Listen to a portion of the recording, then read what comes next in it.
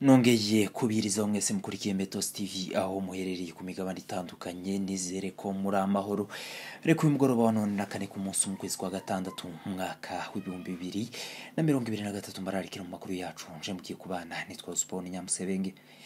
Reka tubanze tubagezeho ingingo z'ingenzi z'amakuru yacu turi buze kurambura mu kanya.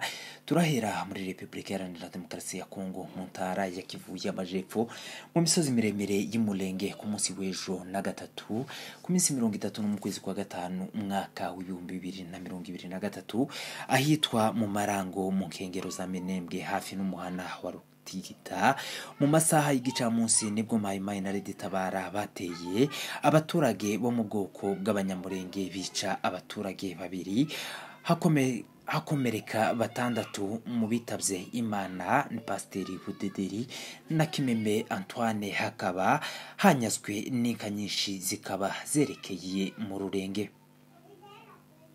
Ministri w'itumanaho n'itangazamakuru wa Republika Iharanira Demokarasi ya Kongo akaba n'umuvugizi wayo Patrick Muyaya ntiyemera ko umunyapolitike Moise Katumbi utavuga rumwe n'ubutegetsi yamaganye ico bita ubushotoranyi bw'u Rwanda. Ibipimo by'abugarijwe n'inzara muri Republika Iharanira Demokarasi ya Kongo bigaragaza ko hakenewe imfashanyo y'ibiribwa n'inkunga y'igihe kirambye mu by'ishoramari nk'uko byatangajwe na Loni. Umuryango wa Afrika y'Iburasirazuba, inama y'abakuru b'ibihugu bigize umuryango wa Afrika y'Iburasirazuba East Africa Community yemeje ko manda y'ingabo zawo ziri mu butumwa bwo kugarura amahoro muri Republika Iharanira Demokarasi ya Kongo yongerwaho amezi 6 hagamijwe kubungabunga intambwe imaze guterwa. Umuryango wa Afrika y'Iburasirazuba East Africa Community, Minisitiri w'Intebe w'u Rwanda Dr Edward Ngirente yemeye icembezo c'abakuru b'ibihugu bigize umuryango wa Afrika y'Iburasirazuba avuga ko giheza umutwe witwaje intwaro wa M23 kandi iri mu mpande kireba. Reka mbararikire mu makuru aho turi buze kuyarambura mu kanya. Reka makuru yacu ya none tuyahere muri Republika Iharanira Demokarasi ya Kongo mu ntara ya Kivu y'Amajepfo mu Minembwe. Amakuru yacu ya none ku munsi mu kwezi kwa gatandatu umwaka w'2023 turayahera mu Minembwe muri teritware ya Fizi mu ntara ya Kivu y'Amajepfo muri Republika Iharanira Demokarasi ya Kongo. Uyu munsi mu gihugu ca Kongo nibwo habaye ikizamini ca leta gisoza umwaka wa gatandatu w'amashuri abanza. Mu karere ka Minembwe iki kizamini ca leta kikaba cabereye ku bigo bitandukanye byatoranijwe muri aka karere. Abanyeshuri bose basozaga amashuri yabo abanza primary bakaba bacitabiriye bose. Ku munsi w'ejo na gatatu ku munsi wa 31 w'ukwezi kwa gatanu umwaka w'2023 ahitwa mu Marango mu nkengero za Minembwe hafi n'umuhana wa Rutigita mu masaha y'igicamunsi nibwo Mayimayi na Red Tabara bateye abaturage bo mu bwoko bw'abanyamurenge bica abaturage babiri hakomereka batandatu mu bitavye Imana ni Pasiteri Budederi na Kimeme Antoine, hakaba hanyazwe inka nyinshi zikaba zerekeye mu Rurenge. Ministri w'itumanaho n'itangazamakuru wa Republika Iharanira Demokarasi ya Kongo akaba n'umuvugizi wayo Patrick Muyaya ntiyemera ko umunyapolitike Moise Katumbi utavuga rumwe n'ubutegetsi bwamaganye ico bita ubushotoranyi bw'u Rwanda. Muyaya ubwo yaganiraga n'umunyamakuru Mark Parman wa France 24 kuri uyu wa gatatu aho ni ku minsi 31 ukwezi kwa gatanu mwaka w'2023 aho na harejo yavuze ko abanyapolitike batavuga rumwe n'ubutegetsi barimo Katumbi bari guteza akaduruvayo mu gihugu mu gihe imyiteguro y'amatora rusange izaba mu mpera z'uyu mwaka ikomeje. umunyamakuru yamubajije niba nta ruhare leta ya Kongo ishinja u Rwanda kugira muri ibi bikorwa by'imyigaragambyo Muyaya yasubije ko atabyemeza, ariko yongeraho ko Katumbi atigeze yamagana u Rwanda. Ati ntabwo mbizi, ariko Katumbi ntabwo yigeze yamagana ubushotoranyi bw'u Rwanda. Katumbi mu kiganiro yagiranye na Jeune Afrique yasobanuye ko abutegetsi bwa Repubulika Iharanira Demokarasi ya Kongo bwafashe interuro kwamagana u Rwanda nk'iturufu yo kurumurwanya, yo kongeraho ko yarwamaganye mbere y'uko Perezida Felix Tshisekedi abikora. Yabwiye umunyamakuru ati riba Twitter zanje na interview ndi umwe mu bambere bamaganye u Rwanda ndetse na Uganda, yewe nakabikoze mbere ya Tshisekedi. Natanze ibitekerezo ku bisubizo saba ko hamaganwa Angola kuko ariyo yakemura ikibazo. Ibipimo byabugarijwe n'inzara muri Repubulika Iharanira Demokarasi ya Kongo bigaragaza ko hakenewe imfashanyo y'ibiribwa n'inkunga y'igihe kirambye mu by'ishoramari kuko byatangajwe na Loni, ishami ry'umuryango w'abibumbye rishinzwe ibiribwa n'ubuhinzi. FAO nirishinzwe ibiribwa ku isi PAMU yavuze ko abagera kuri miliyoni 6,700,000 bari mu kaga k'inzara muri Kivu y'Amajyaruguru n'iy'Amajepfo na Ituri. Uyu mubare w'inyongereyeho purusa 10 ugereranyije nuko byari bihagaze mu mwaka ushize, kuko inkuru ya Radio Okapi ibivuga. Umuyobozi uhagarariye FAO muri Kongo, Aristide Ongone Obame, yagize ati ikibazo c'ibura ry'ibiribwa muri Kongo mu myaka 5 ishize gikomeje gukaza umurego kandi igishira abaturage mu buzima bubabaje. Isesengura riheruka kubijanye n'umutekano w'ibiribwa ryakozwe na guverinoma ryagaragaje ko abagera kuri miliyoni 25,800 bahura n'ibibazo by'ibura ry'ibiribwa mu buryo butandukanye. Iki kibazo catewe n'ubuhinzi n'ubuhunzi wabaye mubi. Ubuhunzi buterwa n'imvura za hato na hato, indwara, ubushomeri n'inyangirika ry'ibikorwa remezo.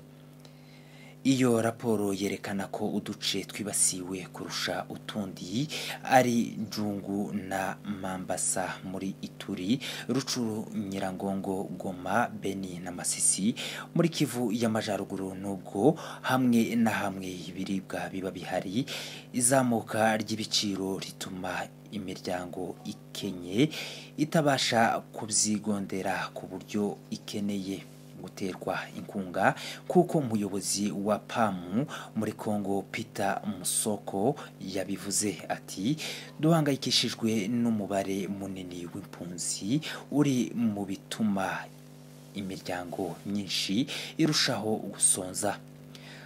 Ku ruhande rw'ubuyobozi bwa Repubulika Iharanira Demokarasi ya Kongo, guhangana n'inzara ni urugamba rutoroshe. Umuryango wa Afrika y'Iburasirazuba, inama y'abakuru b'ibihugu bigize umuryango wa Afrika y'Iburasirazuba, yemeje ko manda y'ingabo zawo ziri mu butumwa bwo kugarura amahoro muri Repubulika Iharanira Demokarasi ya Kongo yongerwaho amezi 6 hagamijwe kubungabunga intambwe imaze guterwa. Nicemezo cafatiwe mu nama ya 21 idasanzwe y'abakuru b'ibihugu yabereye i Bujumbura, nubwo ititabiriwe n'abaperezida benshi. Mu nama hitabiriye Evariste Ndayishimiye wari wakiriye inama na William Ruto, perezida wa Kenya. U Rwanda rwahagarariwe na Minisitiri w'Intebe Dr Edward Ngirente, wari kumwe n'umuyobozi ushinzwe ubutasi bwa gisirikare Major General Vincent Nyakarundi. Kongo nk'igihugu carebwaga cyane n'iyi nama Perezida Felix Antoine Tshisekedi yahagarariwe na Antipasi Mbusa Nyamwisi, Minisitiri ushinzwe ukwishira hamwe n'akarere. Umunyamabanga mukuru wa Afrika y'Iburasirazuba yavuze ko mu nama idasanzwe ya 20 yabereye i Bujumbura ku wa 4 mu kwezi kwa gatanu hafashwe ibyemezo bitandukanye. Muri iyi nama hakaba hatanzwe raporo ku bakuru b'ibihugu ku byakozwe mu nzego za politike n'igisirikare. Kimwe muri ibyo bibazo n'icingabo za Afrika y'Iburasirazuba EAC zoherejwe muri Repubulika Iharanira Demokarasi ya Kongo mu mpera z'umwaka ushize, aho zagombaga kumarayo amezi 6. Mu gutangiza icyiciro c'inama cyabaye nyuma ya saa sita, Perezida Ndayishimiye yavuze ko mu nama yabaye mu muhezo mu gitondo baganiriye kuri iyi ngingo yo kugarura amahoro muri Kongo, ndetse banaganira ku kwinjiza Somalia mu muryango wa East Africa Community. Yahise asaba ko umunyamabanga mukuru wa East Africa Community Dr. Peter Mathuki asomera mu ruhame imyanzuro yafashwe. Icakora mbere yuko ayisoma, Minisitiri w'Intebe w'u Rwanda Dr.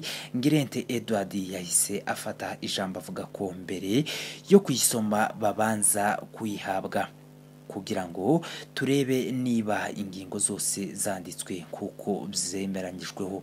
Dr. Ngirente yaje kugaragaza ko mu buryo imyanzuro yakozwe M23 itashizwe mu rugendo rwo kugenzura ikigo ca Rumangabo kandi irebwa n'igikorwa. Perezida Ruto yakomeje ku bushake abayobozi ba East Africa Community bagize ubwo kugira ico bakora kubirimo kubera mu burasirazuba bwa Kongo hakoherezwayo ingabo z'umuryango wa Afrika y'Iburasirazuba. Yavuze ko izi ngabo zatanze umusaruro naho nibura bashize amezi 2 imirwano ihosheje. Yakomeje ati turanashimira guverinoma ya Kongo kugushigikira kongera manda y'ingabo za Afrika y'Iburasirazuba mu yandi mezi 6, ndetse amasezerano twagize muri iki gitondo nanone nuko M23 n'indi mitwe yitwaje intwaro izakomeza ibijanye no gushirwa mu nkambi, ndetse uburyo bukaba bwemeranyijweho muri iki gitondo ndetse n'igihe cabyo. Hemejwe ko M23 ijanwa i Rumangabo. Mu itangazo ryasomwe n'umunyamabanga mukuru wa East Africa Community Dr. Peter Mathuki yavuze ko abakuru b'ibihugu bakiriye raporo ku bibazo by'umutekano muri Repubulika Iharanira Demokarasi ya Kongo yatanzwe n'umuhuza muri ibi bibazo Uhuru Kenyatta wahoze ari perezida w'igihugu ca Kenya. Yavuze ko inama yashimye ingabo za Afrika y'Iburasirazuba ku ntambwe zimaze gutera mu kugarura amahoro mu burasirazuba bwa Kongo, ndetse menyeshwa ko General Majoro Afakasadi Muthuri Kigu wo muri Kenya ariwe mugaba mukuru musha wa EAC. Abakuru b'ibihugu ngo bamaganye bikomeye ibikorwa byo kurenga ku byemeranyijwe byo guhagarika imirwano, basaba umuryango wa Afrika y'Iburasirazuba gufata ingamba zo kubihagarika. Reka mbashimire mwebwe mwese mwabanye na Metos TV mu makuru yacu y'uyu mugoroba. Minisitiri w'Intebe w'u Rwanda Edward Ngirente yemeye icemezo c'abakuru b'ibihugu bigize umuryango wa Afrika y'Iburasirazuba East Africa Community, avuga ko giheza umutwe witwaje intwaro wa M23 kandi iri mu mpande kireba. Reka tubashimire mwebwe mwese mwabanye na Metos TV mu makuru yacu y'uyu mugoroba. Nje mwari kumwe nitwa Osborne Nyamusebenge. Amakuru yacu naya buri mugoroba.